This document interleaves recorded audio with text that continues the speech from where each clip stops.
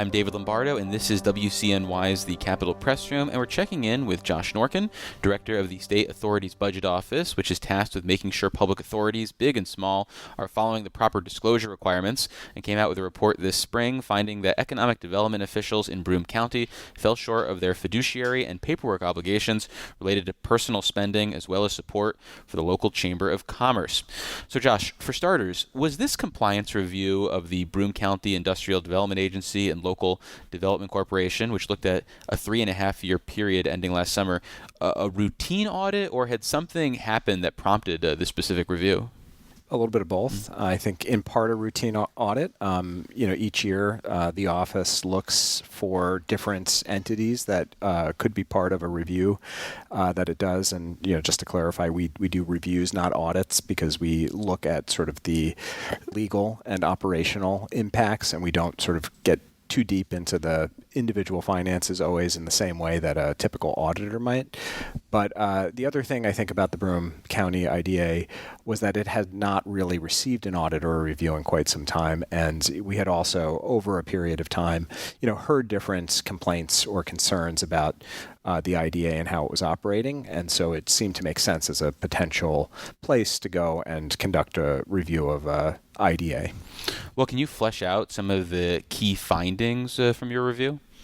The biggest finding here is that IDA board members are under fiduciary obligations as public stewards of taxpayer money under the law. And I think the biggest takeaway here is that we found that the board members of the IDA had failed to meet those fiduciary obligations, in part because of them sort of outsourcing some of their responsibilities as board members and as fiduciaries to the executive director and staff, and not really maintaining proper oversight of the day-to-day operations of the IDA. And the result of some of those things were improper spending, improper expenses for personal use, overspending on travel, spending on things like alcohol. And because public authorities are really public entities, and the money that public authorities really have is taxpayer money, we highlight the concerns that we have with all of these various things in the report. You also highlight them, loaning staff to the local Chamber of Commerce? One of the things that I think has happened over the past several years in the public authority space is that IDA's industrial development agencies now partner with local development corporations, I think, with increasing frequency. In this instance, that partnership got extended one step further to the local Chamber of Commerce, which is a totally separate, and we refer to it in the report as a private entity, even though it's organized under the not-for-profit law, because it really represents private business interests. And the issue that we took with the relationship that the IDA and LDC had formed with the Chamber of Commerce in this instance was specifically the employee sharing arrangement that the IDA and the Chamber of Commerce have, which is to split the responsibilities and the payments, the salary of the executive director. So the executive director of the IDA was also the executive director or the president of the Chamber of Commerce. And in this instance, we found in the report that we think this is a violation of the general municipal law because IDAs are not allowed to loan employees to other entities. But also, and I think maybe more importantly here, we found that this creates a appearance of a conflict of interest. We didn't identify a specific conflict of interest. The review didn't sort of go into that level of detail, but the ABO does think there is an issue when you have the president of the Chamber of Commerce representing local business interests who may have business in front of the IDA, potentially receiving benefits from the IDA. And when you have the same person managing both entities, it creates a clear appearance that there is a potential conflict, even if we didn't identify one in this particular instance. Well, I want to talk about the response from the Broome County economic development officials because it was reminiscent of what a lot of agencies and organizations respond to controllers' audits and say, basically, you guys don't know what you're talking about, you don't understand how we do things here, and the specific version in this case was basically this one quote where they said, presenting paperwork and record-keeping errors out of context, mixing opinion with facts, and drawing misplaced conclusions is unnecessary and creates a misleading report that serves no legitimate purpose. I imagine you disagree with that assessment. So what do you think about the usefulness of this analysis and the idea that you understood everything you were looking at? Just for some context, similar to how the comptroller might audit, we gave the Broome County IDA a month to respond. They responded to us in writing. We then also had a final sort of exit conference with them, so they had plenty of opportunities to correct the record, present us with any errors that we might have found or missed during our review. And just in terms of the record keeping out of context or mistakes or whatever they are sort of arguing is a fundamental flaw in the review that we did, they did not, if you've read their letter, come forward and present any actual errors or things that they identified that were out of context. And the few things that they did, we actually went back and corrected. And so what I take issue with is that our staff worked very diligently, almost over a year, to look at all of the receipts and credit card transactions that we used to build this report. And, I think one thing that I would point out in this context is, 932 credit card transactions, 30% of those we found, did not have proper documentation to back up what the expense was for. And that includes 202 of them for almost $30,000 that had actually no receipt with them. And so, some of this stuff, these are just facts, right? The report is relatively objective. It just presents what we identified in the audit.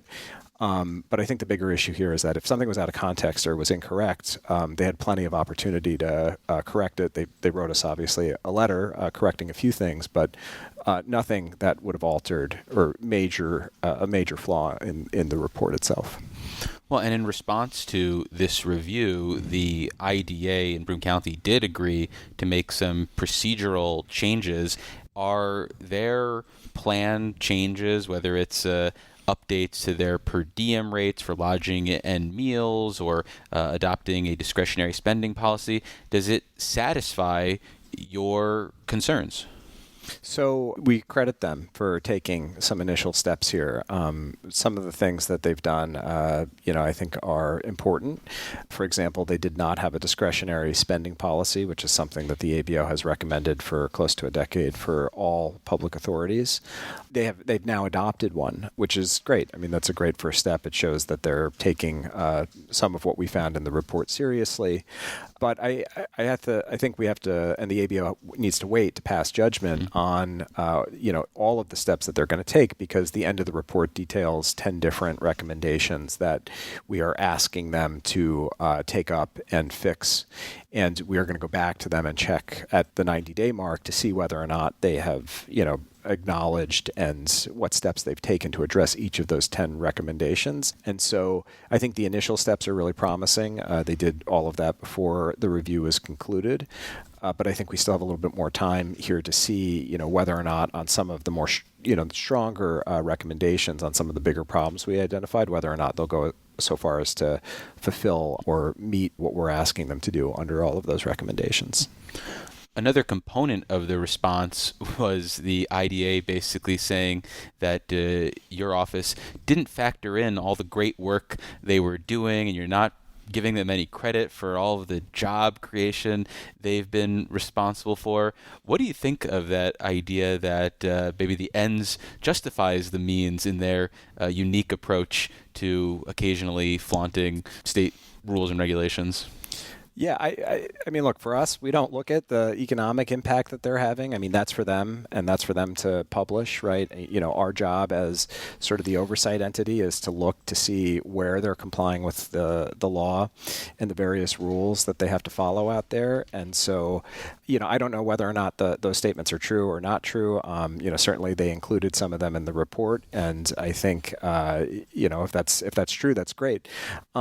But I think the bigger issue here is that, whatever economic benefits you're bringing to Broome County, I mean, that, doesn't outweigh, or you can't ignore sort of the misuse or inappropriate spending that happens. And, for the IDA and for people that are concerned about public authorities, I mean, for any business, right, you want to see a business running with good books, where their record keeping is, pristine, where they can tell you what and why they, where they spent money on things. And so, for us, in the greater scheme of things, I think we identified $50,000 in inappropriate or questionable spending, as we termed it in the report. And that's not a lot of money, over in the larger scheme of things. Sure. But when you look at how that money was spent and how careless in some instances the IDA was, this is public money, and they should be held to the highest standard. And some of the things that we found, I think, when we looked under the hood, just from a basic accounting standpoint, just from a basic business standpoint, are bad practices. It's not great to not have receipts to back up why you're spending money on things. We identified $4,000 in personal use of the company credit card. These are in $4,000 compared to what they're touting in economic benefits is not a lot of money. But everyone should be concerned if public officials are using the company credit card to their own benefit. It's clearly prohibited by the law. And in this instance, that money was eventually reimbursed to the IDA. But one of those things where, you're talking about two different things. I mean, I think touting the economic benefits is a wholly separate issue from what we were looking at and what we found in the report. Is there a reason to believe that some of the behavior that you highlighted in this report, like the lack of documentation for the credit card expenses or the way they're sharing or using personnel, could be part of a slippery slope, so to speak, to more egregious misuses of public resources? I mean, is that part of the reason why we care about, for lack of a better term, this smaller stuff?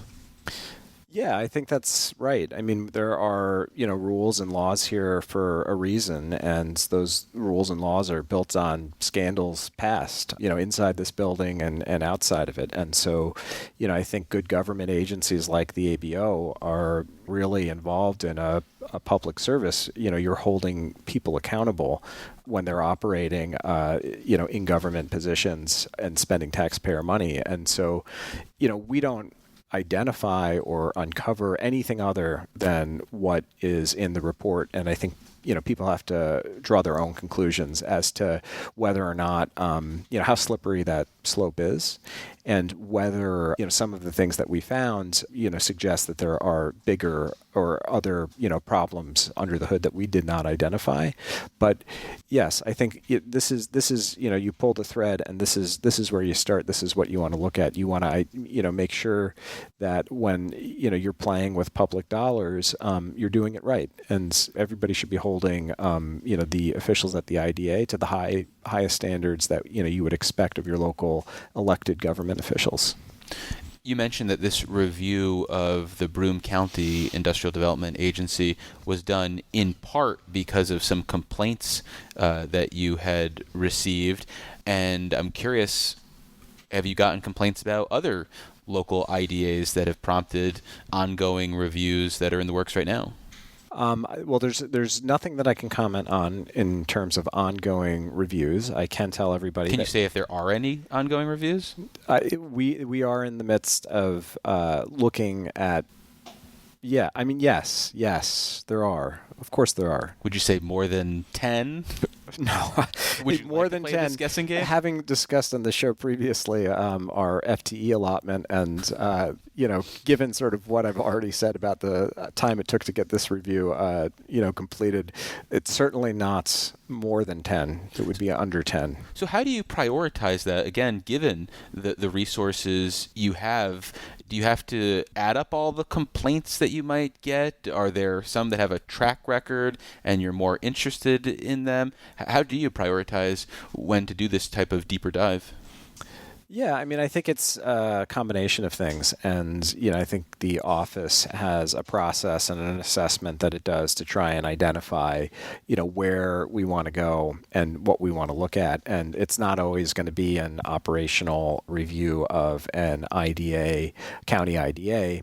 If you go back in time to 2019, the office did a review of state sales tax recapture, and that was more of a issue area specific review. And so, it just depends, and it depends on staff availability and other things that you're looking at. For those that, I will advertise that if you go to the ABO's website, we do have a complaint form that you can fill out online if you have a complaint. We do our best to address the complaints as they come in. We're very careful as we are sort of screening them and talking to people, not to disclose things publicly. And we also coordinate, closely with both the comptroller's office, who's got some overlapping jurisdiction here, and the Attorney General's office when necessary. And that was our conversation with Josh Norkin, Director of the State Authority's Budget Office, about its review of spending and management oversight by the Broome County IDA. And keep your ears open for more Authority's Budget Office conversation later in the week as we explore their role in tracking public subsidies for data center projects in New York. Support for the Capitol Press Room comes from O'Donnell & Associates, a public affairs firm providing strategic guidance to businesses and nonprofits on navigating policy and regulatory issues. More information is available at o'donnellsolutions.com.